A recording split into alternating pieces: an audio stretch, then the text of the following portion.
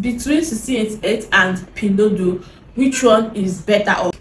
Actually, 1688 and Pinduoduo are two great apps for importing from China to any country. Do you get? But they have their differences. Before I go into explaining which of them is better or which of them do I prefer and my reasons, right? Let me first of all tell you guys what makes each of these apps unique on their own and why it is important to use this particular app for a different importation and the other app for another importation. Okay, so I'm going to start with 1688. One thing with 1688 is that 1688 is a very big platform that accommodates everybody. It accommodates all shoppers from all around the world. It accommodates people registering from Africans. It accommodates people registering from European countries and other countries. Okay, so 1688 doesn't discriminate. You can register and sign up an account on 1688 from any country that you're in, and you can ship, you can buy item, and it will be shipped to you in any country that you're in, whether you're in Germany, you're in US, you're in Canada, you're in Australia, you're in Nigeria, in any country that you're in. Once you sign up on 1688, you have an account on 1688, you can buy from China through this app and it will be shipped to you irrespective of any country that you're in. It's just like Alibaba. Do you get? It's just like Alibaba. It's as big as Alibaba, but Alibaba is kind of more popular. A lot of people actually know more about Alibaba compared to 1688, but it is the same corporation that manages all of them. But one thing is 1688, although they are trying to make some adjustments right now, some of their features are already translated in English, but majority of the apps are still in Chinese language. Okay, so you have to translate using Google Translate for you to easily navigate the app. Unlike Alibaba, that everything is written in English. The currency for buying is US dollar, but 1688 the currency for buying is Chinese yuan. Okay, so I'm still explaining 1688. I'm comparing 1688 and Pinduoduo, and I'll tell you why I prefer one of them. 1688 is very easy to use. Okay, but one of the shortfalls of 1688 is that some suppliers, you need to be very, very careful in verifying some suppliers page, because some suppliers or some Chinese manufacturer will be posing as something they are not. Do you get? So most of all these suppliers, most of the vendors, some of the vendors on this 1688 app, some of them you have to really go the extra mile in verifying how genuine or how real they are. Do you get? And the type of how quality the items that they will be selling will be. Do you get? That's one thing with 1688. Then comparing it with Pinduoduo. Pinduoduo is another great app, but Pinduoduo has some limitations, right? It has a whole lot of limitations. Like before, some African countries can easily register on Pinduoduo, right? But I think recently, I don't know, but me, I registered my account of recent, but some people are still complaining that they can't sign up with the African numbers on Pinduoduo. So that is a limitation. Okay, for signing up on Pinduoduo, you need a WeChat account.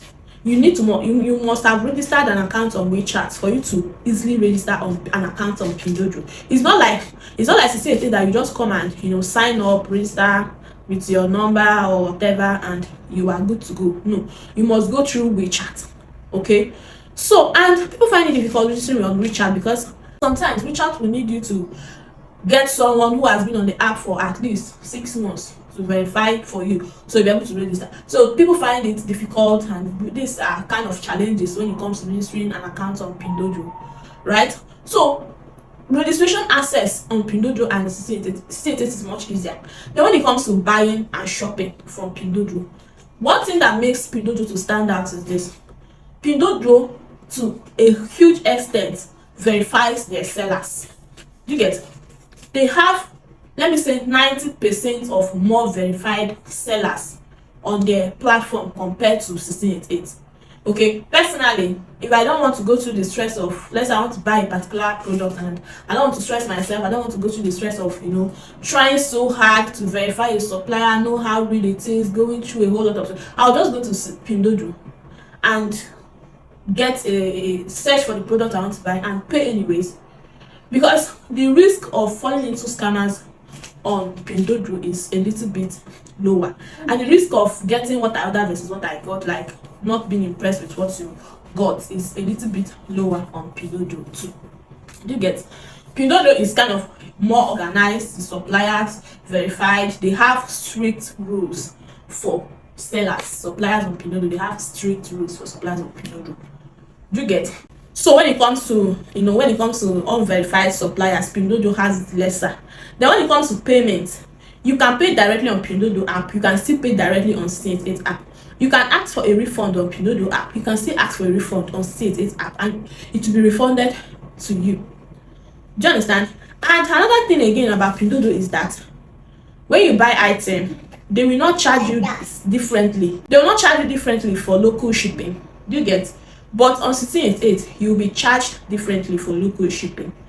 But that doesn't mean that Pinduoduo people are shipping your item free. No, they will add whatever it will take them to ship that item to you, wherever it is supposed to be shipped to you. It will be added to the cost of the item. Let's say, for example, I want to buy this remote on 1688 and it is sold for 20 yuan on 1688, right? And I see the same item on Pinduoduo. It might be going for 28 yuan on Pinduoduo. Do you understand? 28 yuan on Pinduoduo. Then, when it comes to 1688, when I buy it 20 yuan on 1688, at the time of checking out for this item, they will add something like 5 yuan or 6 yuan as local shipping fee. If you've bought from 1688 before, you know what I'm talking about, right? But when it comes to Pinduoduo, when I go to checkout, I will not see any additional money for local shipping. But what I'm going to pay for this same item is 28 yuan. So probably the price of that item might be something like 20 yuan or 20. Then that additional 8 yuan or something like that, or 6 yuan, will be for the local shipping. What I'm trying to say is that they charge an item together with the local shipping, even though they will not tell you, but that is what it is. They will not charge you additionally. But the money that you're going to use to ship the item from the warehouse to your shipping address is already added to that amount. You get? So 1688 is cheaper. Buying from 1688 is cheaper than buying from Pinduoduo. Although the risk involved in buying from Pinduoduo is lesser than the risk involved in buying from 1688. So I've bought from the two apps, I've purchased from the two apps severally. And this is for myself and for my clients that I procure items for. And this is what I have observed. And this is true. So, knowing all these things from these two apps, which one do I prefer, or which one will I advise people to always go for? Well, it depends on your personal shopping, what you're shopping for. For example, if I'm shopping for things that I sell for business, I will go for 1688. Why? Because they are cheaper. The MOQ it is better for wholesalers and businesses. But if I'm shopping for items that I will use personally, personal items, I will go for Pinduoduo, because shopping for personal items is just like one or two things. You will not, you get? So I don't need stress shopping for different personal items. So I just have to search for the item, pay, and select how many I want, make payment, and it will be shipped to my shipping address, and that is it. You get?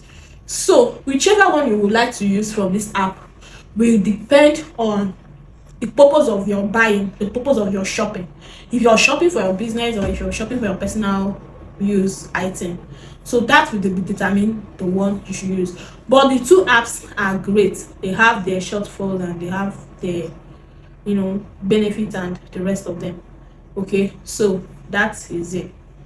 Okay, so I hope you gained some value from this video, and let me know which app, if you've shopped from 1688 and Pinduoduo before, let me know which of them you had the best experience with, and which of them you love and prefer using in the comment section, so that others that have questions will also learn from your experience in the comment section. Okay, and before you go, please don't forget to give this video a like.